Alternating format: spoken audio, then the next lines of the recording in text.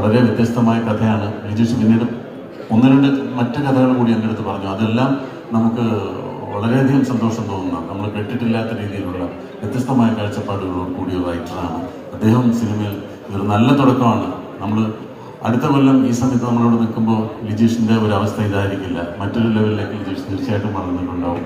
വലിയൊരു എഴുത്തുകാരനായി മലയാള സിനിമയിൽ അറിയപ്പെടുന്ന ഒരാളായിട്ട് മാറും.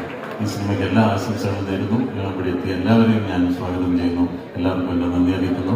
ബെന്യാമിൻ പറഞ്ഞ പോലെ വളരെ ദീർഘകാലമായിട്ടുള്ള ഞങ്ങളുടെ ബന്ധമാണ്. ഞാൻ ബെന്യാമിൻ്റെ ഏറ്റവും അവസാനം വായിച്ച നോവലാണ് ആടുജീവിതം. അതിനേക്കാൾ മുമ്പ് ഞാൻ ആദ്യം മഞ്ഞ മഞ്ഞവെയിൽ മരണങ്ങളാണ് ആദ്യം വായിക്കുന്നത്. പിന്നീട് മുല്ലപ്പൂ നിറമുള്ള പകലുകളും അറേബ്യൻ നോവൽ ഫാക്ടറിയൊക്കെ വായിച്ചിട്ടുണ്ട്. അത് വ്യത്യസ്തമായ വളരെ ഒരു രീതിയിലാണ് ബെന്യാമിൻ എഴുതിയിട്ടുള്ളത്. ആടുജീവിതം വായിക്കാൻ വൈകിപ്പോയത് അത് എങ്ങും കിട്ടാനുണ്ടായിരുന്നില്ല.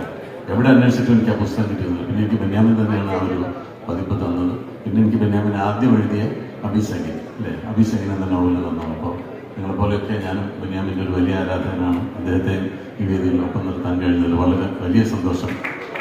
പിന്നെ രഞ്ജിനെ പറ്റി ഞാൻ കൂടുതലൊന്നും പറയുന്നില്ല. Thank you. Thank you so much.